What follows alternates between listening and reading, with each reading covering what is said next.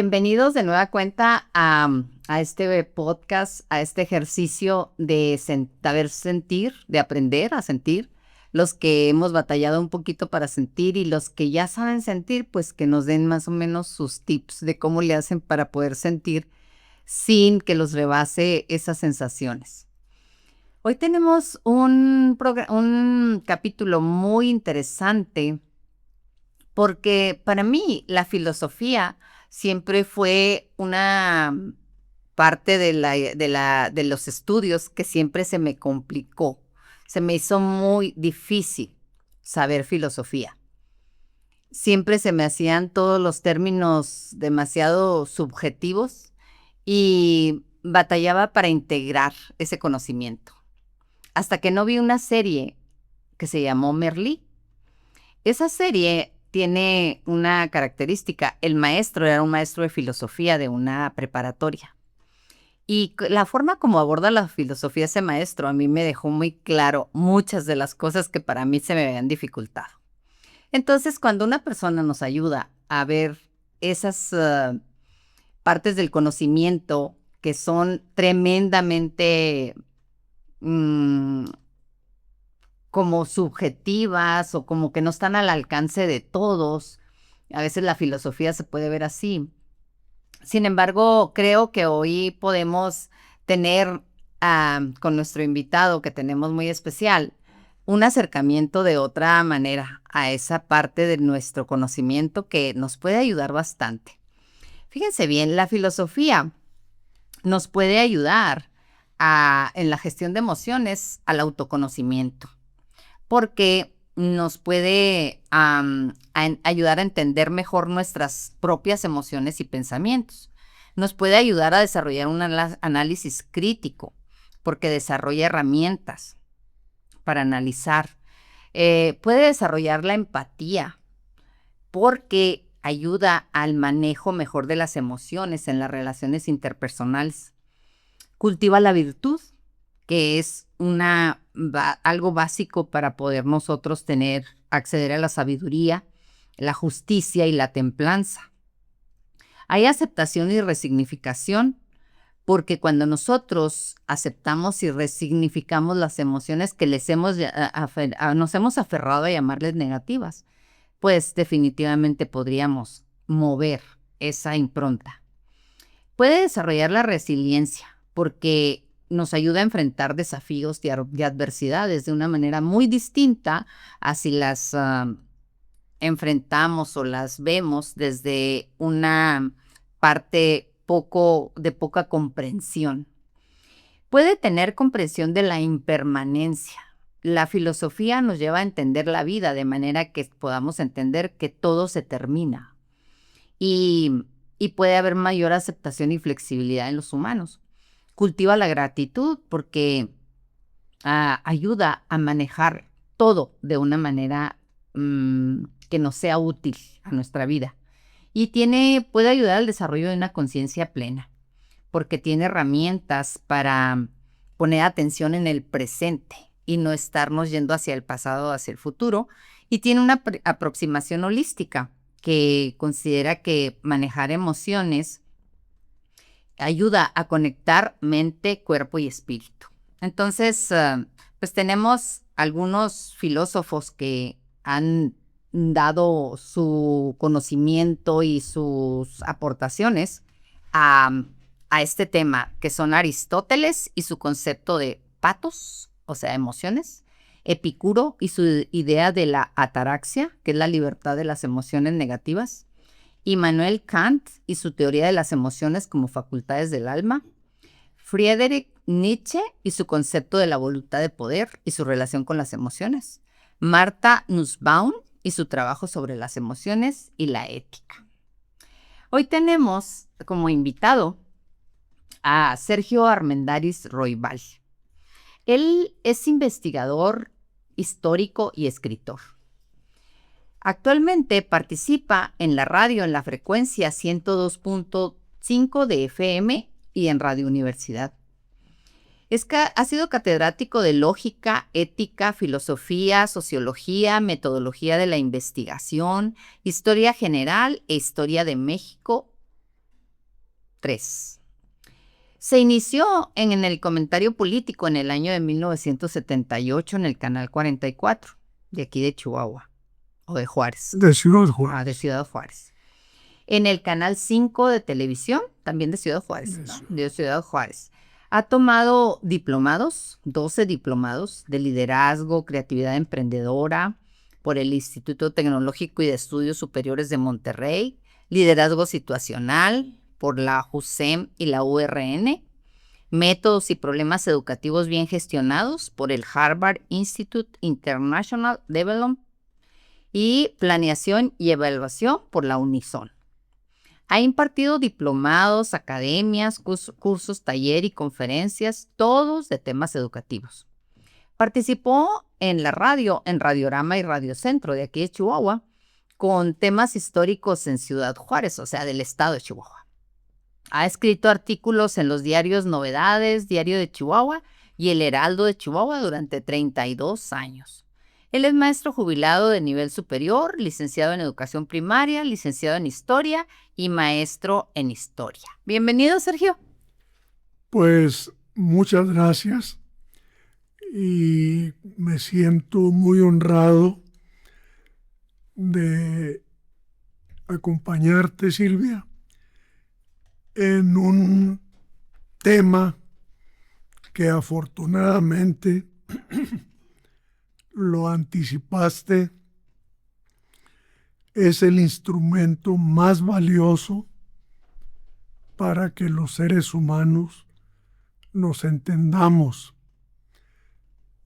Tenemos, lamentablemente, una diversidad de concepciones del mundo y de la vida, que eso creo yo que a quienes se dedican a la planeación didáctica, al currículum educativo, debían tomar en cuenta.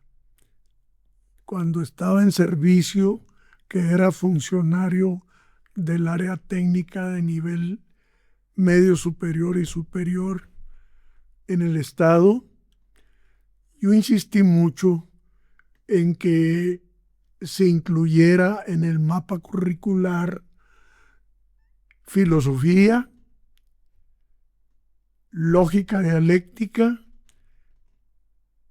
e inglés, pero no inglés como viene marcado ahora como una materia de estudio, sino que los maestros catedráticos impartieran sus cátedras en inglés. ¿Por qué? Porque al tener la oportunidad de hablar otra lengua, van a hablar otra y otra. Y con esto recuerdo a un gran amigo que en paz descanse, Enrique Servín, que hablaba 17 lenguas. A veces ahí en el Ichicul, donde trabajé 3 años, intercambiábamos saludos o algunas frases en ruso, en francés, italiano, no sé, el inglés, que es muy facilito. El inglés es uno de los idiomas que yo considero más fáciles de aprender.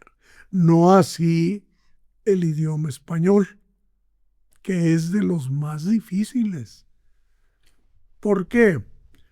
Porque así como está la grafía, así se pronuncia, claro, con la tonalidad que le dé el argentino, o el español, o el colombiano, o el mexicano, pero eso hace que un norteamericano, por ejemplo, un gringo, no aprenda español en toda su vida. En cambio, un mexicano a los 6 meses ya habla inglés. Oye, Sergio, pero a ver, cuando empezó la filosofía, de alguna manera, dentro del conocimiento humano, La iniciaron para que nosotros pudiéramos entender de alguna manera la vida de una forma distinta y que nosotros nos pudiéramos entender a nosotros mismos a través de temas filosóficos, porque pues la filosofía es muy antigua, mucho más que la psicología. ¿Cómo le ayuda la psicología, perdón, la filosofía a nuestras emociones? ¿Qué parte hace la filosofía en nuestras emociones? Muy interesante pregunta. La filosofía es, desde luego, mucho más antigua que Grecia y Roma. Los chinos, los indios. Yo hago una acotación. Yo les llamo indios a los que nacieron en la India. Porque muchos dicen hindúes, no, hindú es un lenguaje. Y tuvieron obras en donde buscaron conocerse, comprenderse y como resultado final tener una concepción clara del mundo y de la vida. Ese es el problema que tú estás mencionando. ¿Por qué no hay mucha empatía en las personas? Pues porque no tienen una concepción clara del mundo y de la vida.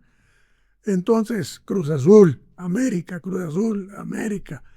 No se trata de eso. Se trata de comprendernos. Muchos filósofos se fueron al principal problema de la filosofía. ¿Cuál es? La relación entre el pensar y el ser. ¿Quién determina quién? ¿Cómo y por qué? Y de ahí surge todo ese espiral, que no círculo, porque la filosofía como la historia no son cíclicas, que es un círculo que se cierra. De ahí viene la palabra precisamente círculo, de ciclo. No, acá la filosofía nos dice, ¿quién determina la materia o el espíritu? Y de ahí surgen dos filosofías diametralmente opuestas, completamente. Una se llama idealista porque expresa que no había absolutamente nada de nada en el universo. Y de repente un espíritu puro creó todo, y así empezaron a concebir el mundo algunos pensadores. Otros, por el contrario, dijeron, no, la materia o naturaleza o el ser han existido siempre, pero solo se transforma. La materia no desaparece, simplemente se transforma. Yo les decía a mis alumnos, tomen una hoja de papel, préndanle con un cerillo. ¿Y qué pasó? Dicen, no, pues desaparece. No, se transformó en una serie de gases, cenizas, tuvo una transformación. Esa transformación, para entenderla, tenemos que entender dos cosas fundamentales: qué es el tiempo y qué es el espacio. Yo cuando tuve la oportunidad maravillosa de leer a Platón, discípulo de Sócrates, pues les voy a decir algo. Sócrates no escribió ningún libro, no nos dejó ningún escrito. Lo que sabemos de Sócrates es porque su alumno Platón nos lo explica. está como Confucio. Confucio no escribió nada. Todos sus discípulos, en una colección llamada Analectas, se conoce las ideas que no eran otra cosa que buscar esa convivencia para tratar de empatizar a una sociedad que cada día se dividía, y era natural el acceso del ser humano a la naturaleza. Era lógico porque de ahí obtenía los satisfactores de sus necesidades. ¿De dónde obtenía el hombre su alimento? ¿Y de dónde empezó a transformar la naturaleza? De ella misma.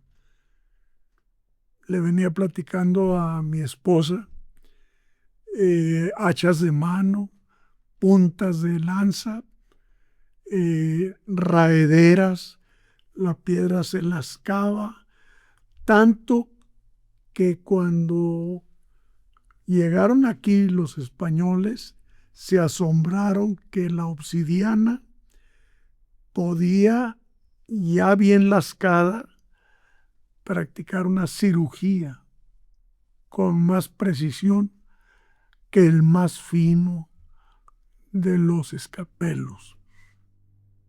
Entonces, el hombre siempre, sin que nadie le dijera la necesidad propia, lo hizo ir buscando sobrevivir y explicarse la manera de que pudiera hacerlo. Pero lamentablemente el hombre se convierte en hombre, de acuerdo a la evolución, luchando. ¿Con quién? Pues con la naturaleza. Se reían mis alumnos porque les decía, el hombre de día cazaba, pescaba y recolectaba frutos. Pero de noche se lo botaneaban a él, las fieras, se lo comían. Se subían los árboles, pues hasta allá subían las fieras, los predadores, y se lo comían. El hombre actuaba en grupo. El hombre no andaba solo como un mamut o como un rinoceronte peludo o como un Machairodus o tigre dientes de sable, que así se les conoce. El hombre andaba, era pandillero. Y eso hizo que se fuera acostumbrando a la vida en común, pero había grupos aquí, grupos acá, grupos, y se empezaron a asentar porque lograron dos cosas: cultivar la tierra y domesticar a los animales. Y eso los unía. Pero cuando un grupo, por el nomadismo, avanzaba buscando y se encontraba con otro, chocaban y peleaban. Y los primeros botines que lograba el grupo vencedor era el ganado. Y ustedes, las mujeres, le digo a mi esposa, fíjate nomás desde cuándo nos hacen pelear a los hombres. Hay leyendas, libros, que nos hablan que una mujer hermosa como Helena, esposa de Menelao en la Ilíada, pues provocó una guerra con Troya que duró 10 años. ¿Por qué? Porque París, y luego ya estas épocas homéricas, Homero mezcla que los dioses convivían con los humanos. incluso tenían relaciones, y eso hizo que existieran muchos, le llamaban semidioses. Era muy enamorado, por ejemplo, Zeus. Sabemos que era muy enamorado, y Juno, su esposa, pues era muy celosa. Entonces estaban discutiendo allá en el Monte Olimpo, que es el más alto de la península de los Balcanes, quién era la diosa más hermosa. Pero no lo vamos a someter a votación, porque para empezar, aunque, bueno, Grecia es un nombre genérico, los griegos no se llaman griegos. Ellos se llaman, su patria se llama Hélade. Y si ahorita tú, Silvia, buscas el nombre de Grecia en el Concierto de las Naciones, es Hélade o Helás. Y helénicos, a la cantidad de pueblitos espartanos, atenienses, tracios, macedonios, en fin, eran muchos, pero eran ciudades-estado. Y dicen, son los fundadores de la democracia. Pues era una forma de tratar de convivir, pero no puede ser democracia donde nada más 8,000 eran considerados ciudadanos, que eran los propietarios de la tierra, de la producción. Lo demás, los esclavos, no estaban dentro de la democracia. Ustedes, las mujeres, en Grecia era nada más para tener hijos. Por eso una de las habitaciones de la casa griega se llamaba, gineceo, nada más para darle hijos a la patria. Y chocaban. Por ejemplo, Filipo II era rey. En Esparta había dos reyes. Uno, el rey de la religión, y el otro, el militar. Y no tenían ellos esclavos propiamente dichos, sino a la gente que ellos dominaban le llamaban ilotas. Ilotismo, no elotismo, porque es otra cosa. Entonces, yo me regreso a las dos formas de ver el mundo. ¿Por qué mencioné a Platón? Porque la filosofía platónica es, pudiésemos decir, la base fundamental de todas las confesiones religiosas, de todas. Aunque estemos con Lao Tse allá en China, aunque estemos en la India con el Mahabharata y otros libros que nos hablan de que ellos tenían 3 dioses. Vishnu, que era el dios vigilante del mundo. Shiva, el dios destructor, pero no destructor en el sentido malo, maligno, no, sino destruía todo aquello que pudiese significar el encono de la sociedad de castas. Y finalmente el dios creador, que era Brahma.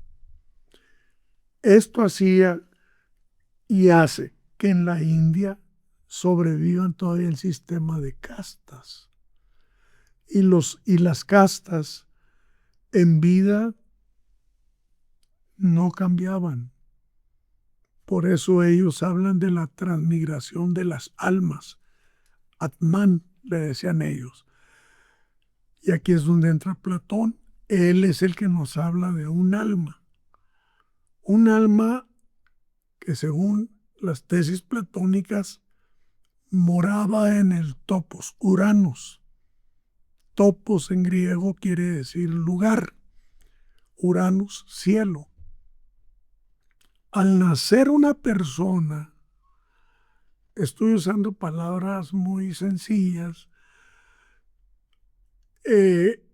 inmediatamente del topos Uranus llegaba el alma.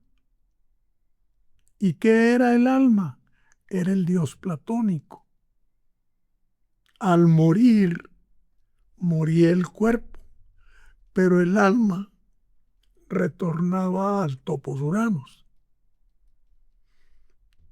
Su discípulo, porque Platón escribió y escribió bastante, pero para mí de los más sabios de la antigüedad, Aristóteles, que por cierto fue maestro de Alejandro, hijo de Filipo II. Entonces, dijo Aristóteles, quiero y respeto a mi maestro, pero no estoy de acuerdo con él. Y él explicó todo lo que conocemos, creador de la lógica, creador de la ética, ética nicomaquea, con los diálogos de Nicómaco, a la filosofía le dio una amplitud que no había tenido nunca, salvo en China, con Lao Tse primero, después Wang Chung y después Sun Tzu, no Sun Tzu el de la guerra, no. Esos filósofos hablaban simple y sencillamente de que había dos fuerzas, el yin y el yang, el positivo y el negativo. Y todavía en estos días se utilizan el yin yang, que eran lo positivo y lo negativo. Yo soy yin, tú eres yang. El día es positivo, yin. La noche es negativa, yang. Pero los simbolizan unidos, no separados. Eso es lo que hace la filosofía materialista. Une a los contrarios. Por eso no ha habido, ni va a haber un ser humano que nada más haya sido bueno o uno que haya sido nada más malo. Tiene que tener esa unión y lucha de los contrarios. Y su método de investigación se llama dialéctica, el movimiento. En el mundo todo cambia, nada está estático. Decían mis alumnos, a ver esa silla, ¿va a cambiar esta silla? Ah, claro.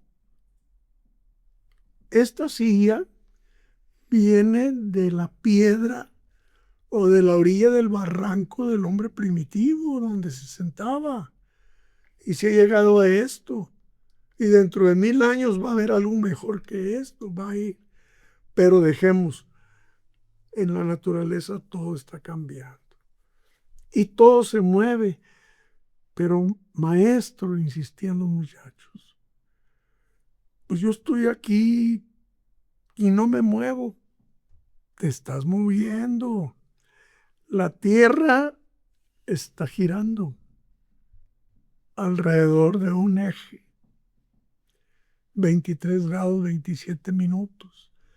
Si tuviera una desviación de 5 grados, Silvia, te aseguro que desaparecía el desierto del Sahara y volvía a ser lo que fue hace 3000 años. Una zona donde había agua, animales que están en cavernas, con jirafas, leones.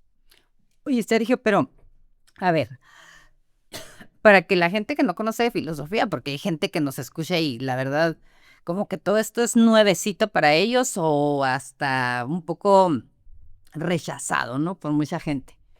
¿En qué momento aparece la filosofía en la vida del ser humano para que se explique a sí mismo? Deja tú la vida, que se explique su propia existencia. ¿En qué momento le da la filosofía al hombre esa posibilidad? Interesante pregunta. Yo soy muy recomendador de libros porque aparte de que soy escritor, leo mucho. Hay un libro que se llama Libertad en la educación del autor francés André Berge. Berge se escribe con B. El ser humano desde que nace,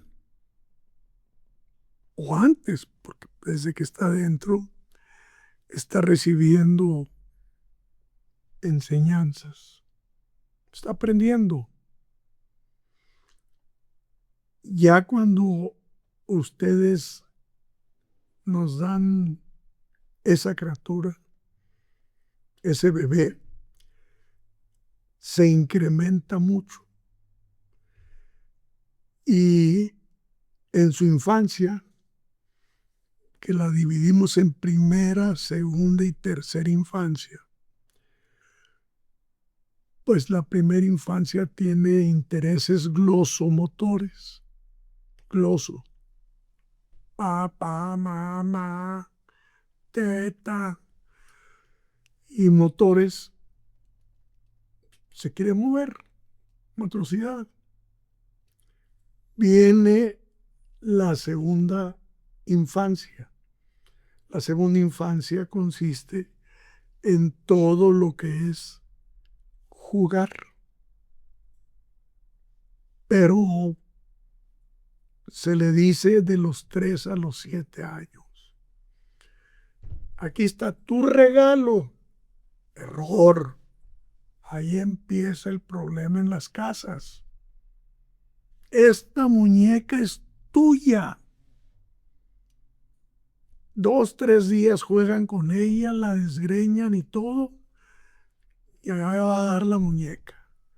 Ah, pero que no lleguen las primitas porque se meten al cuarto, toman la muñeca greñuda y sale corriendo la niña y el interés lúdico es mía. Entonces, esos intereses lúdicos están al pie de la segunda infancia. La tercera infancia ya empieza a formar grupos, que los maestros sabemos que es de los 7 a los 11, 12 años. En las mujeres puede que sea un poquito antes, el hombre hasta los 14. Siempre son más adelantadas ustedes. Pero papá y mamá son los sabios. Papá y mamá son la divina envuelta en huevo. De todo lo saben todo. Cuando llegan a los 14 y los hombres a los 16, 17, que entraron en la pubertad y empiezan a arribar a la adolescencia, de latina dolecere, doler, dolor, dicen está en la edad de la punzada. En ese momento ya el hombrecito, ya la mujercita, ya ni es hombrecito ni es mujercita, es un adolescente, pero está desarrollando ya, Silvia, una capacidad que es la abstracción. Ahí es cuando empieza el ser humano, y para usted, amable televidente, a conectarse con lo que sería ya otro interés, ya el hombre y ya la mujer. No voy a decir quién primero, quién después, porque no hay generalidad ni un machote. Es según el ambiente, se empiezan a interesar en el desarrollo de las gónadas, las glándulas sexuales, las hormonas sexuales. Surge algo que no conocían en la primera, segunda y tercera infancia, la sexualidad. Y entonces, al abrivarla totalmente la abstracción o la capacidad de abstracción, es cuando se dice ya sabe lo que hace. Antes no.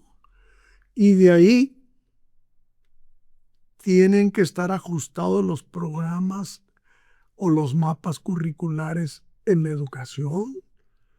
No es igual un muchacho que entra primero de secundaria que un muchacho que entra primero de bachillerato. Y es cuando la pregunta que se me hizo muy interesante me hace Silvia de que pueden ir desarrollando, no descubriendo, desarrollando la concepción del mundo y de la vida. Pero en ese libro de André Birch, que se llama Libertad en la Educación, también los hijos como que empiezan un poquito a alejarse de la autoridad de los padres. Y el padre y la madre sienten los primeros tirones de que un hijo le diga: ay, papá, ¿cómo friega? ¿Pero por qué le dices eso a tu padre? Soy tu padre. O como ya soy aquel personaje. Soy tu madre. No, ya no es. Otros dicen: hagan amistad. Tampoco. Ellos tienen sus amigos. ¿Y quién se los escogió? Ellos. Ya empiezan a ser ellos. Por eso dicen que están abstrayendo valores como el respeto al prójimo. Y si se le enseñó a no respetar al prójimo, que viene del latín próximo, simple y sencillamente lo enseñan a maltratar, a golpear. Y es la lucha que tienen los padres con los abuelos. Los abuelos quieren que ahorita se trate a los nietos como en los años 70. Dicen: ahorita no comprendemos a los muchachos. Están cambiando. Claro que están cambiando.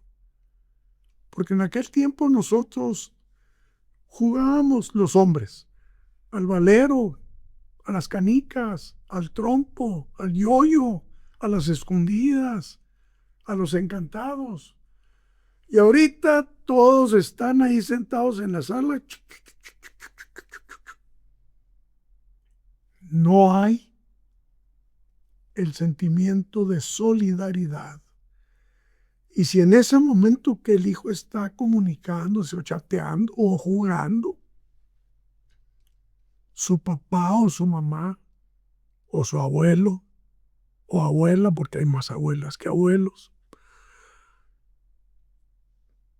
le dicen: ay, mamá, ¿cómo? Sí, yo he estudiado casos en casa de mamás o papás. Dice: es que cuando estaba niño era muy dócil.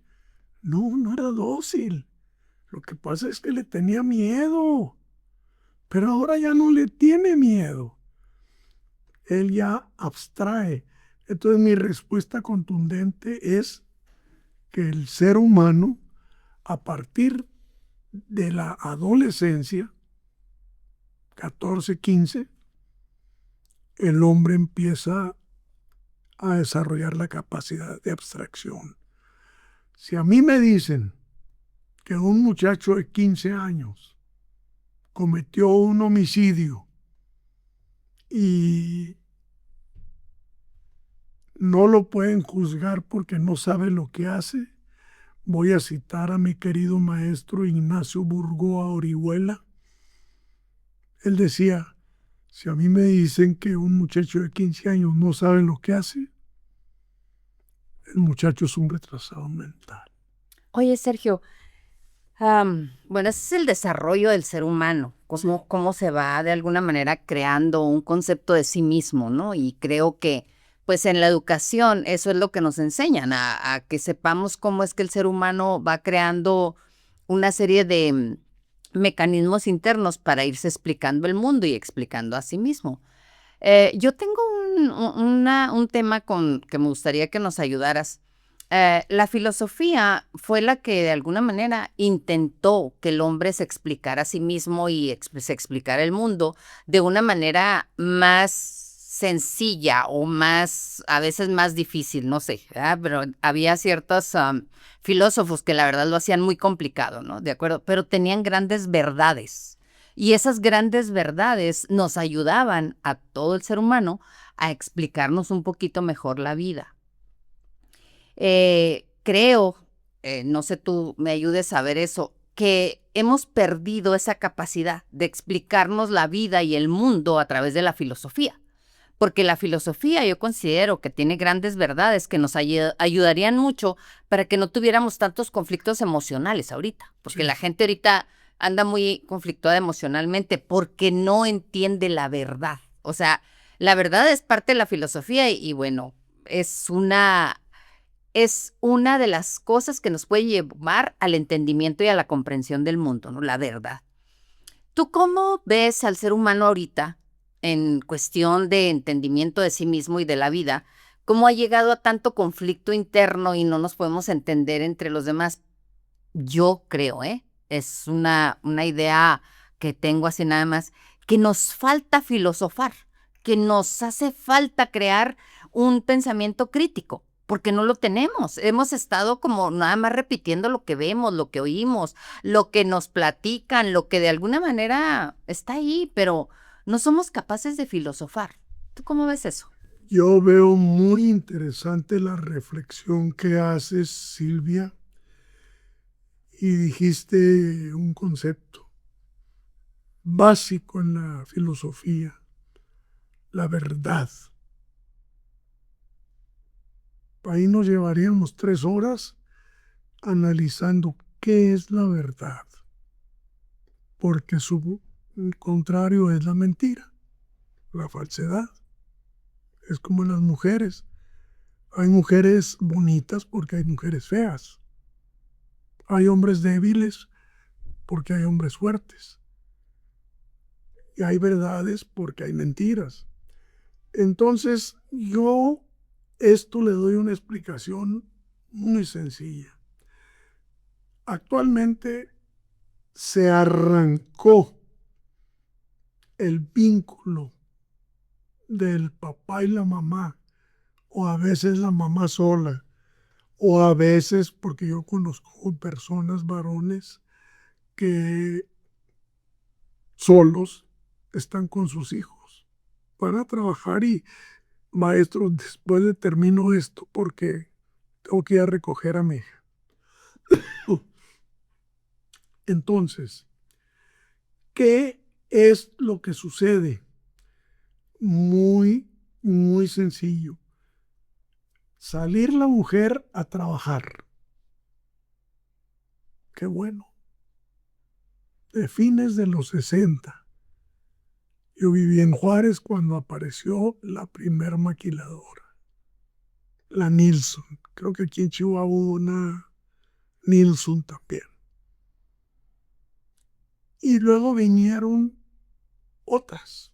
El Parque Industrial Antonio J. Bermúdez y conozco toda la historia porque tuve mucha liga con la familia Bermúdez Cuarón. La mujer a trabajar para completar el gasto. Ahorita recordamos nosotros, yo por ejemplo,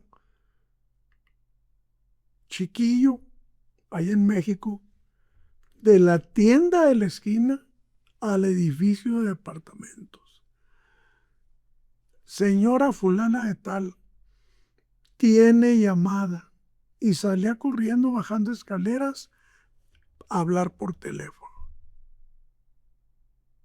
No recuerdo la televisión porque había una en una tienda que se llamaba La Macarena y en Portales.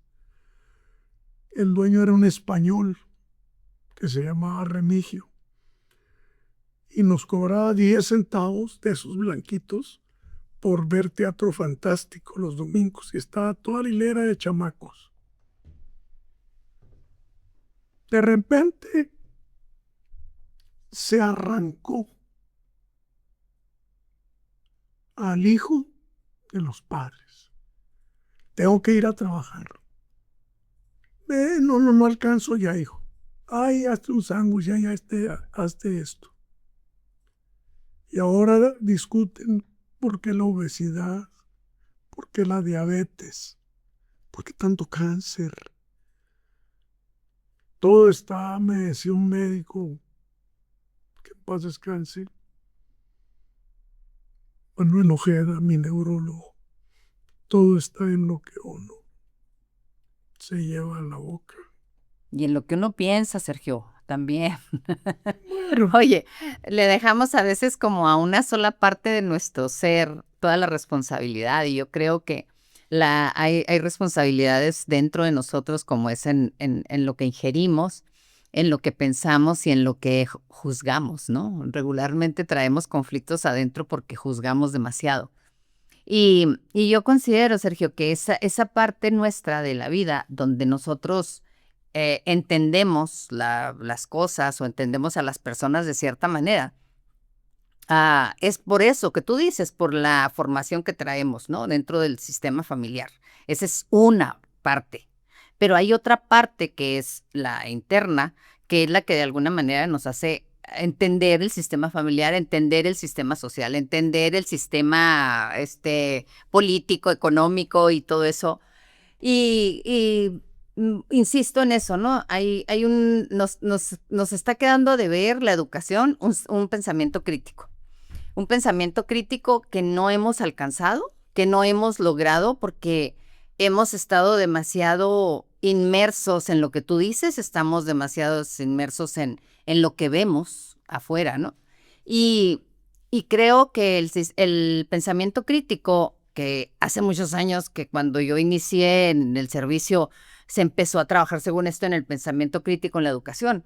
Y la verdad no se ha conseguido, porque el niño, solamente el maestro y el niño siguen haciendo lo mismo. O sea, el maestro sigue tratando de llenar al niño de algo que no está vacío, porque el niño ya viene lleno de algo, y el niño sigue creyendo que él viene vacío y que tiene a alguien que llenarle todo eso que él trae adentro. Entonces yo considero que la filosofía podría ser una parte que nos están debiendo la educación, para que podamos entender la verdad. Y yo no te hablo de la verdad como contraria a la mentira, ¿no? Por ejemplo, la verdad es que nos vamos a morir. Es una verdad. claro. Y es una verdad que no tiene mentira, o sea, no tiene lo contrario. Entonces, yo hablo de esa verdad. La filosofía te lleva a verdades, a cosas que son reales y que no puedes escapar de ellas porque... Y nosotros, en nuestro afán de entender la vida, hemos creído que la muerte no existe porque no nos gusta pensar en ella. Nos cuesta mucho trabajo hacer ese pensamiento crítico acerca de la vida, ¿no? Entonces, ¿tú qué es lo que para ti sería bueno ahorita en la educación y en el sistema familiar que pudiéramos hacer para que los niños desarrollaran un pensamiento crítico sobre sí mismos y sobre el mundo? Primero, sigue estando muy interesante tus preguntas. Los seres humanos, todos, hasta usted, amable televidente que nos ve y que yo les aprecio mucho su actitud, el ser humano es dueño de 3 cosas, nada más de 3 cosas: su cuerpo, su pensamiento y su tiempo. De ahí en fuera no tenemos nada. Cuando viene indefectiblemente la muerte, porque no sé si se la dijeron a Juan Gabriel o él la sacó, pero hay una canción en la que él dice un verso: en todo lo que hay vida existe muerte. Ahorita, por ejemplo, tú, como si fueras mi discípula, no eres la misma que entró hace rato. Murieron muchas células, nacieron muchas, tus conocimientos en un momento se consolidaron o se ampliaron, en otras se redujeron. Entonces, esas 3 cosas y no tenemos más. ¿Qué debemos hacer?, decían los maestros. Incluyan, por favor, respetables autoridades, ya dejen de meter políticos a la SEP o a la Dirección de Secretaría de Educación, a personas que de un puesto administrativo como Hugo Gutiérrez, voy a dar nombres, me lo pasan a la Secretaría de Educación. Metan maestros y maestros preparados y denle su lugar a la filosofía. No necesitan decir, hay una materia de estudio filosofía, como dije en inglés, practíquela con los alumnos. Exacto. La famosa hora social que yo tuve cuando trabajé en primaria, qué linda es la primaria. Los viernes, 2 horas antes de salir, la hora social. Vamos a platicar, muchachos.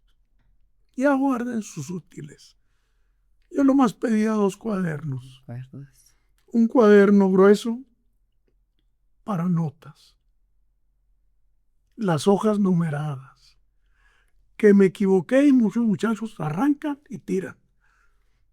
Yo quería ver el error, que lo viera el muchacho. Con todo respeto, no me interesaba el papá. Yo quería que lo viera el muchacho.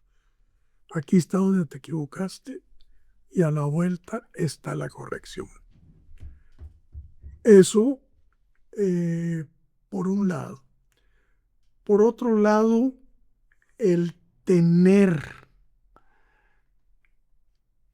muy consciente la enseñanza, maestros, de las consecuencias de lo que uno hace. A los alumnos y a los hijos no se les enseña la consecuencia de sus actos. Y ha habido libros, películas, donde está la mamá y el papá llorando mares de lágrimas porque su hijo está condenado a cadena perpetua. Pero nunca hubo quien le dijera, ningún maestro, ningún papá, ninguna mamá: si haces esto, esta va a ser la consecuencia.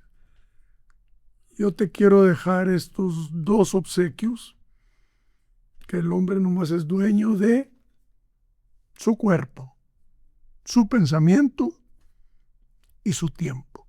Y de ahí en fuera no tenemos nada. Cuando llegue la muerte, pues es parte de la vida, pero no lo queremos ver así. Dijo Juan Gabriel, en todo lo que hay vida existe muerte, sí. Y lo segundo, enseñar a los alumnos, por favor, las consecuencias. Si hago esto, puede pasar esto. Incluso puedo perder la vida. Ahí anda gente. Bueno, yo estuve 6 años en el Consejo Consultivo de Vialidad y Tránsito. ¿Cuál es el principal problema en la ciudad de Chihuahua? Y yo digo que de todas partes. Se estrelló un carro, chocó con otros y mató a 12, 13, 4. Pues que iba bebido, iba ebrio. La consecuencia es esa. Si tú bebes, ten la seguridad que vas a tener muchas posibilidades de tener un accidente. Puedes morir tú, pero puedes matar a un niño, un bebé o un anciano. Entonces yo te dejo, Silvia, esos 2 regalos para que se repitan. Filosofía, filosofía. Buscar la verdad, siempre la verdad. ¿Cuál sería, Sergio, tu frase que nos regalarías filosófica, que tú dijeras, esto me hace entender mi vida? Una frase. De Demócrito, el papá de la dialéctica. Nadie cruza el mismo río 2 veces. A mí la frase que me encanta, yo solo sé que no sé nada. Se me hace una frase fabulosa. Son 4 frases. A ver, dínolas. Decía Sócrates en voz de su alumno Platón. Hay hombres que saben, pero que no saben que saben. No es trabalenguas. Y que viven irremediablemente perdidos en la ignorancia. Hay hombres que no saben que saben y que igualmente viven en la ignorancia. Hay unos que saben que no saben y se esfuerzan por saber. Y ahí viene la frase que tú decías, es la 3ª clase de hombre. Y la 4ª clase de hombre que decía es, posiblemente haya hombres que sí saben, pero hasta ahorita no conozco ninguno. Son 4. Oye, Sergio, pues qué interesante todo esto. Mira, ya se nos acabó el tiempo. Qué rápido, pero bueno. Yo te agradezco mucho que nos participaras de todo tu conocimiento, porque la verdad yo siempre que me ha tocado la oportunidad de platicar contigo, pues qué barbaridad, aprendo muchísimo. Y sobre todo, hay cosas que, como la historia, yo ya te había platicado, no soy muy fan de la historia, se me hace como muy enredada, muy complicada y luego aparte están la forma como la escribieron, ¿no? Entonces como que esa parte a mí me cuesta y contigo se me hace hasta como fácil integrarla a mí, la historia. Entonces pues te agradezco muchísimo, Sergio, por este tiempo que nos regalas y por tu atención y por tu conocimiento que nos estás compartiendo. Yo me siento muy honrado de tu invitación, pero sobre todo a usted, amable televidente, que me permitiera convivir con Silvia, que es una persona que conoce bastante, pero el hambre de saber la ha llevado a estos programas. Por eso el lema del ser humano es Excelsior, Excelsior, Excelsior, que en español quiere decir más arriba, más arriba, más arriba. Te felicito. Muchas gracias. Qué agradable este momento y muchas gracias por tu atención. Muchas gracias a ti. Yo. Oigan, pues bueno, la filosofía es una parte del conocimiento que nos ayudaría mucho a entendernos a nosotros mismos y a entender la vida. Ojalá que tengan ustedes acercamiento a esa parte del conocimiento para que puedan integrarla como parte de su vida. Créanme que la filosofía hace la diferencia en las emociones. Cuando tú aplicas una frase filosófica, entiendes tantas cosas, entiendes demasiado. Y son frases bien sencillitas, no son dichos, que es diferente, que también los dichos tienen mucho de filosofía, pero hay frases filosóficas que han inundado el mundo. Yo les agradezco mucho su atención y que nos platiquen si ustedes han tenido un acercamiento con la filosofía, si se les ha hecho difícil como a mí se me hacía, que ahora no se me hace difícil, ahora la entiendo muy bien y la aplico. Y pues nos comenten ahí en el episodio cómo ha sido su experiencia con la filosofía y las emociones. A mí la filosofía me ha ayudado a entender mis emociones y sobre todo a darles un sentido, que es algo que no sabía cómo hacerlo. Y aprendí filosofía a través de esa serie que les platiqué al principio, se llama Merlí. No sé si todavía estará en Netflix, pero ahí estaba. Es una serie muy interesante, está en catalán. Y sobre todo porque con la vida diaria de los muchachos, el maestro les va explicando la filosofía. Y eso es algo que los maestros a veces no saben cómo hacerlo. Les complicamos mucho el conocimiento a los muchachos. Ojalá que seamos maestros diferentes, padres diferentes y les hagamos más accesible el conocimiento para que puedan entenderse a sí mismos y entender al mundo de una manera más sencilla y que sea más accesible a ellos su propia vida. Gracias y nos vemos en el siguiente episodio.